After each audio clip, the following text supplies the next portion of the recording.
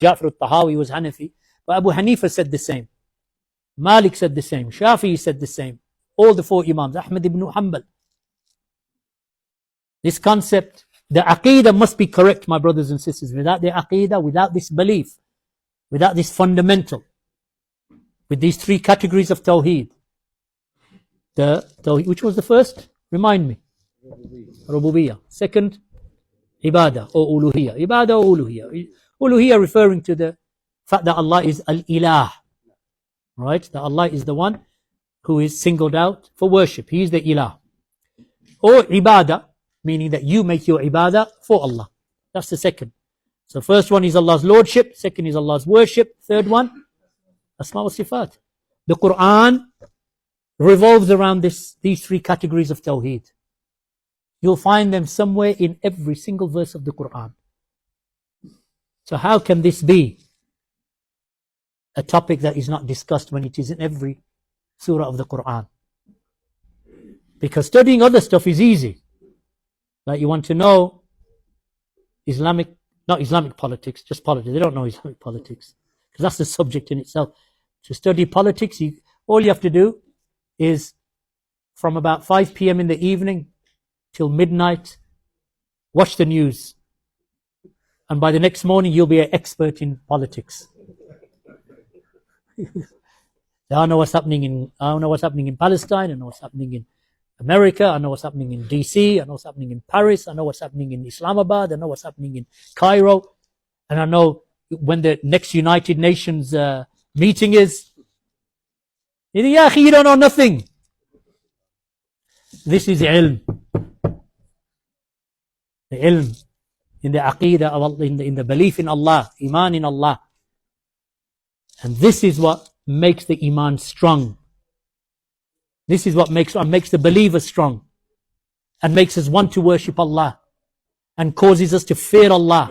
So we do not disobey Allah and we love Allah and we fear Allah and we have hope in Allah and we desire Allah, through which Allah subhanahu wa ta'ala will give us strength upon strength upon strength. So no matter what battle comes in front of us, no matter what struggle comes in front of us, Allah will give us the preparation. Just as Allah prepared the believers at the Battle of Badr. How many believers at Badr?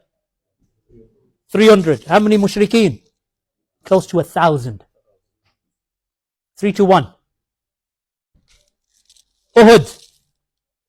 How many disbelievers? 3,000. How many believers? 650. If they were 1,000, Munafiqeen bin Munafiqeen, Abdullah ibn Ubay ibn Salul, the Munafiq hypocrite, he walked away and he took his contingency with him. Didn't he? 650. Versus 3,000. And you know what? Uhud, the Muslims were victorious up until one act of disobedience. Muslims were victorious at Uhud right till one act of disobedience of the Messenger of Allah, and they lost the battle. Khandaq.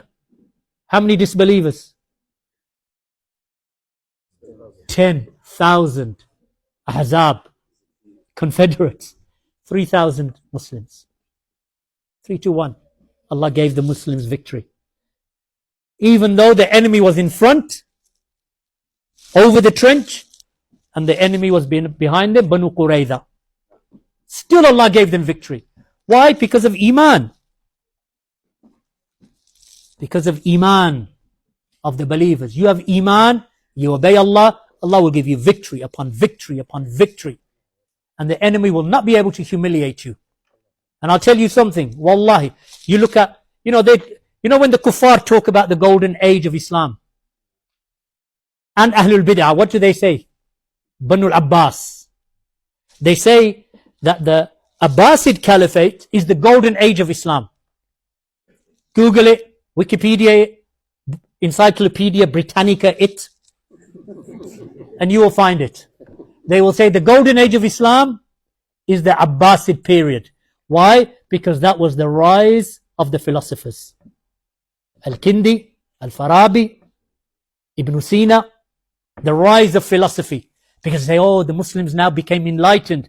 They translated the books of the Greek philosophers, Pythagoras and Plato and Aristotle, Neoplatonism. So now the Muslims are learning about astrology and astronomy. So they call it the Golden Age. It's not the Golden Age. This was the age of the Mu'tazila. Yes, in the Abbasid rule, the great scholars of Hadith arose. Bukhari, Ahmad, Bukhari, Muslim, Yahya bin Ma'in, Abdurrahman ibn, this was Abdurrahman ibn Mahdi. This wasn't, but when they arose anyway because Allah brought them through and they refuted all of the deviations.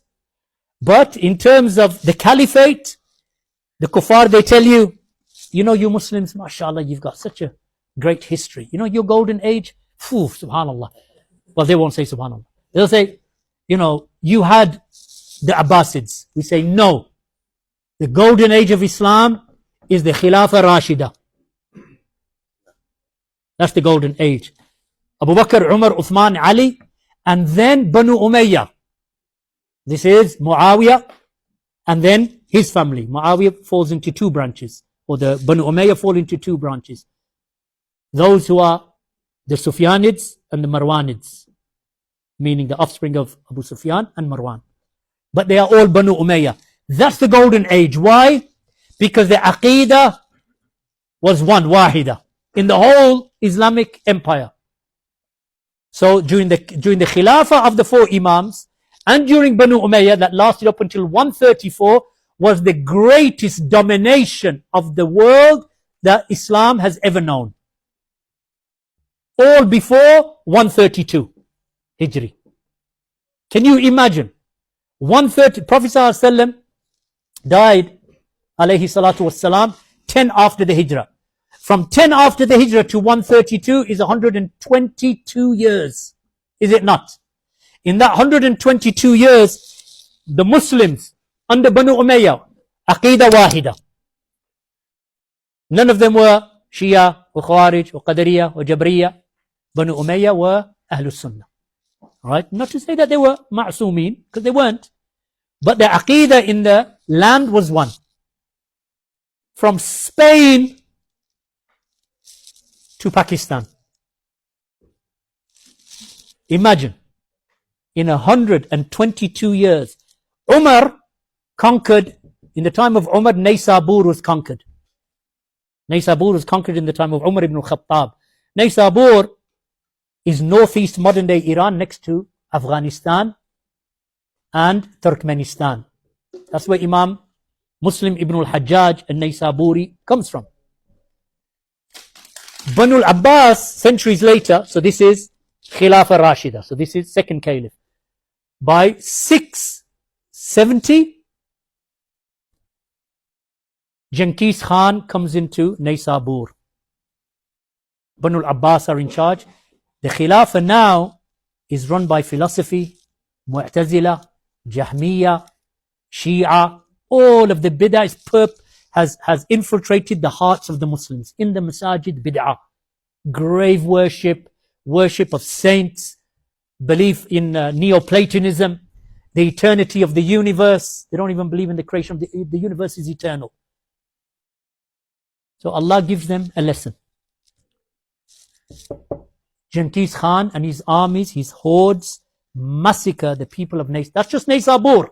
Just giving you a taste of what happened and what happens to the Muslims when they corrupt their Aqeedah and their reliance upon Allah and their righteousness.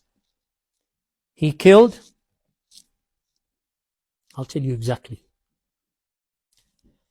He killed 1.7 million Muslims. Imagine that. 1.7 in 617 after the Hijrah. In April of 1221. 617. So Umar conquers it. 6 centuries later, he kills 1,747,000 citizens in one city. Genghis Khan and his armies. Why can't the Muslims defend? Look what the Muslims are controlling. They have the Indus River in Pakistan, modern day Sindh, Multan, Indus River. Look it on the map. The Muslims had that from the time of Muhammad ibn Qasim, the brother-in-law of Hajjaj ibn Yusuf, right up until this time, up until the time of Genghis Khan, the Muslims had it all the way to Spain, Portugal, southern France.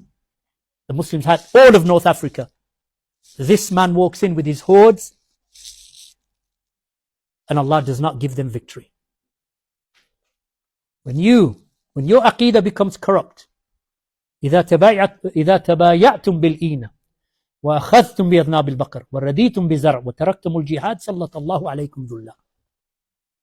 If you commit sins like riba, interest, and you hold on to the tails of cattle, and you become satisfied with the dunya, and you abandon struggling in the cause of Allah, then Allah will humiliate you. Humiliation, we are suffering that humiliation till this day.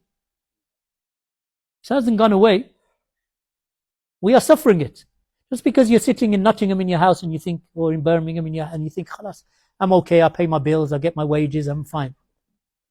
The ummah is suffering. Fix the Aqeedah. Fix the relationship with Allah, and Allah will give victory to the believers once again. بإذن الله تعالى. جزاكم الله خير. والحمد لله رب العالمين. وصلى الله على نبينا محمد وعلى آله وصحبه